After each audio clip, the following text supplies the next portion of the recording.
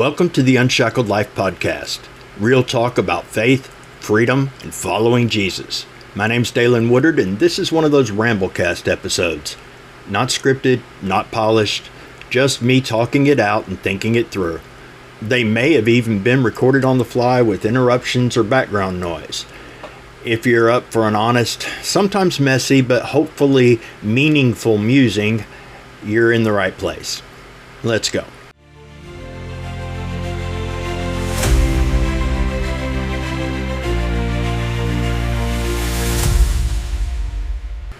It might be because this time of year is often difficult for me and also for Leah. It might be because of where my focus has been so much lately as I've been teaching through Matthew and the Sermon on the Mount, but specifically in the areas of prayer. And last week and in the upcoming week, on fasting that goes with prayer. But I've been thinking a lot about spiritual stress and responding to struggle and hard times and fear and these different aspects of facing difficulty in faith and prayer. And I realize that a lot of times we, as believers, seem to respond to the call to pray or to fast and pray with this idea that this is something we need to do to please God. And I'm not saying it's not pleasing, but that's not the motive. That it's something we do to get God's attention or earn His favor, and it's definitely not about that. That it's some rule that we need to make sure we do this thing so that we're not out of line.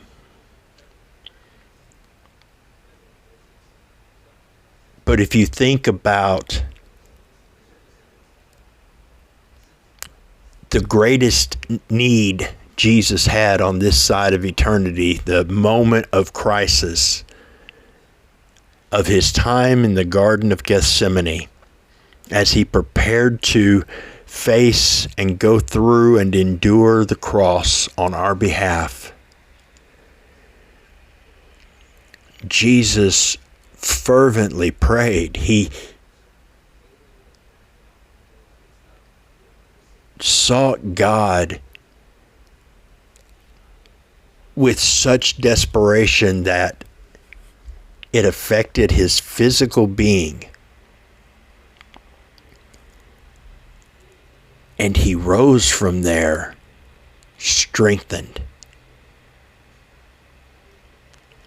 able to align his will with the Father's in a time where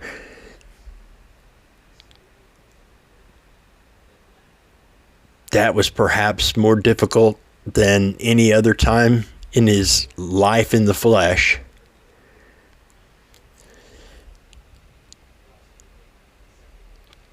To come to that place where he could say, not my will, but yours be done. And to rise from that time of prayer, strengthened, able to face, to go through, to endure for the joy that was set before him. And the work that he did enables us to have relationship with God. And part of that relationship with God is that we now have the same access. We have the same right. In those times of struggle, in those times of difficulty, in those times of mourning and loss, in those times of facing enemies or circumstances or situations where, God, if you don't do something, I'm not going to make it. God, I don't want to face this thing. God, I don't want to go through this.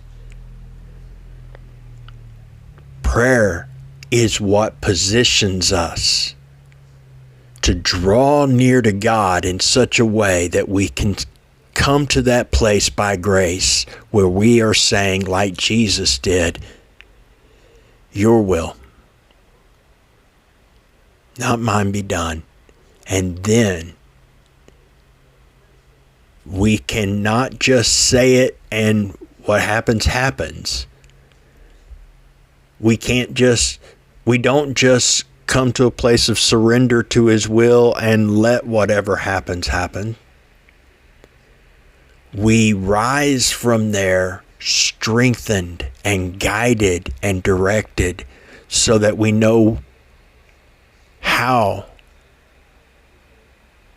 and are able to endure. And as we are told further into the book in the New Testament, having done all to stand, when you don't have anything left and you just can't keep standing, you stand, because it's no longer about your strength. Because what God calls us to endure, He enables us to do just that. Because of what Jesus did, we have access to the Father. We have access to the Spirit. We have access to the help we need when we need it. And that's an amazing thing. I'm grateful for it today. May we become ever more grateful and aware in those times of struggle and stress where life is just too much. We can turn in the same confidence that we will be heard and accepted that Jesus had when He went to the garden. We can turn to God and find grace to help in our time of need.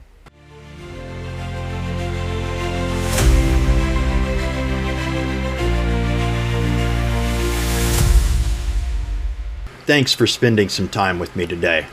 If this ramblecast sparked a thought, stirred something in you, or gave you something to wrestle with, I'd love to hear about it. You can reach out anytime. Dalen Woodard at minister.com. That's DALYNWOODARD. And if you're finding these episodes helpful, feel free to share it with someone or leave a comment or a review. Until next time, be blessed, and remember, when you fix your thoughts on God and build your thinking on the foundation of His truth, God fixes your thoughts.